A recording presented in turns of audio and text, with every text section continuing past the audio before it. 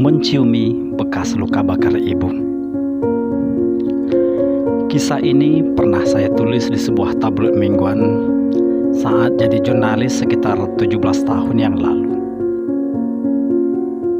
Tentang seorang gadis remaja yang memilih kabur dari rumahnya hanya gara-gara masalah bekas luka bakar di punggung ibunya.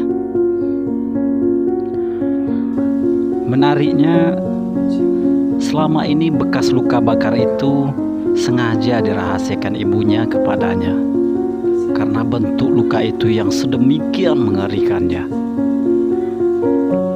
Sampai akhirnya gadis yang baru beranjak dewasa itu tak sengaja melihatnya. Benar saja, beberapa hari kemudian ia memilih kabur dari rumahnya setelah melihat bekas luka bakar itu di punggung ibunya. Awalnya ia menunjukkan perubahan sikap yang tak biasa. Jika biasanya remaja yang baru duduk di bangku sekolah menengah atas itu begitu dekat dengan ibunya, kini malah sebaliknya. Bahkan ia terkesan jijik dan selalu menghindari ibunya. Puncaknya, gadis remaja itu pun benar-benar kabur dari rumahnya. Keluarganya pun dibuat kelabakan waktu itu. Sampai-sampai ibunya mendatangi beberapa surat kabar di Pekanbaru, termasuk tabloid mingguan tempat saya bekerja waktu itu. Agar kehilangan anak gadisnya itu dimuat di rubrik orang hilang yang saya asuh waktu itu. Saya pun memutuskan untuk menulis saja cerita itu. Kepada saya, wanita setengah baya itu pun menceritakan perihal luka bakar di punggungnya itu yang telah menyebabkan anaknya kabur dari rumah itu. Ternyata kisahnya bermula sewaktu ia dan suaminya pindah ke Pekanbaru. Ekonomi keluarga mereka sangatlah sulit waktu itu. Sampai-sampai ia harus menjadi buruh cuci pakaian di lingkungan tempat tinggalnya. Demi membantu keluangan keluarga, karena suami hanyalah pegawai biasa, di mana gajinya pun tak seberapa.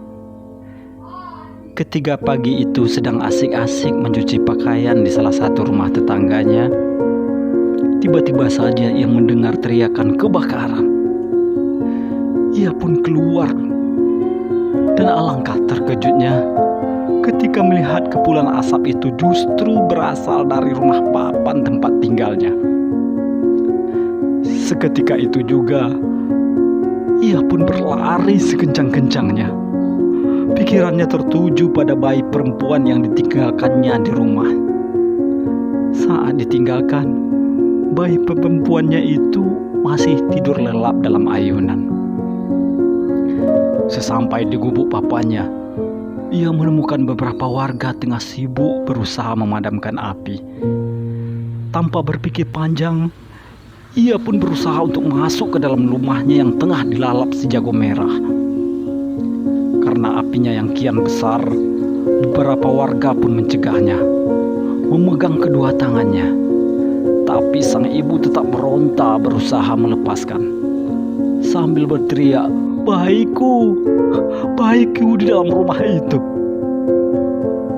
Karena tangannya yang masih licin terkena sabun cucian, akhirnya ibu itu pun berhasil melepaskan pegangan warga. Tak pelak lagi ia pun masuk menerobos kobaran api tanpa peduli keselamatannya, menuju buayan rotan tempat tidur anaknya.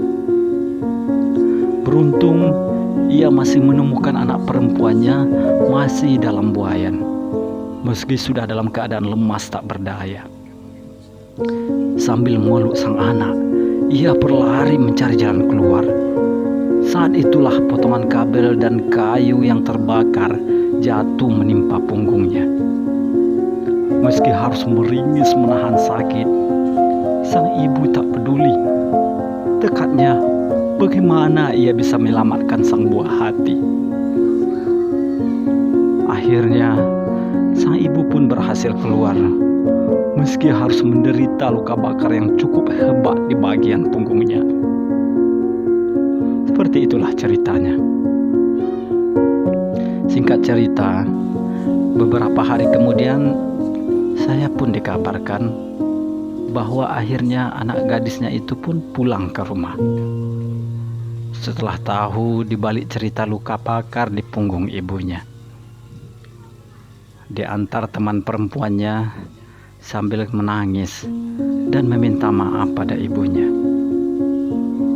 Selama ini ia mengaku menginap di rumah temannya, sengaja meminta agar temannya tak memberitahu keluarga. Namun sejak kepulangannya itu, sikap anak gadisnya ini tiba-tiba berubah.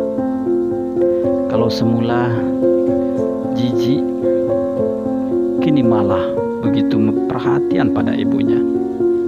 Bahkan setiap menjelang tidur, ia kerap menciumi bekas luka bakar di bahu ibunya.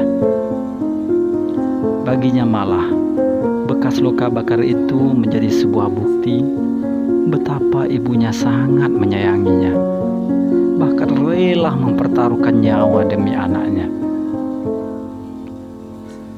Penulis pun teringat ungkapan Profesor Agus Suradika, guru besar Universitas Indonesia yang sempat mengajar di kelas kami saat mengambil magister dulu.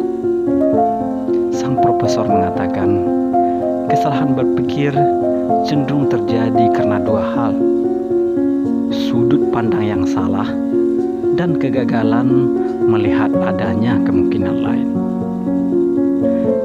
Ini pun bisa kita lihat pada kisah tadi. Ketika si anak perempuan hanya melihat pada bentuk bekas luka bakar ibunya, yang muncul perasaan jijik dan benci pada ibunya. Tapi ketika melihat dari sisi lainnya, yang muncul justru sebaliknya, berubah menjadi rasa cinta dan sayang pada ibunya. Jadi, agar hidup ini lebih bermakna, lebih bahagia, cobalah melihat sesuatu dari sudut semestinya. Jangan hanya terkungkung oleh satu sudut pandang saja. Cobalah untuk melihat sisi baik lainnya. Jangan terlalu cepat memvonis dan menilai sesuatu itu salah, karena kebenaran sejati hanyalah miliknya. Salam mengikat hikmah, memungut remah-remah hikmah di sekitar kita.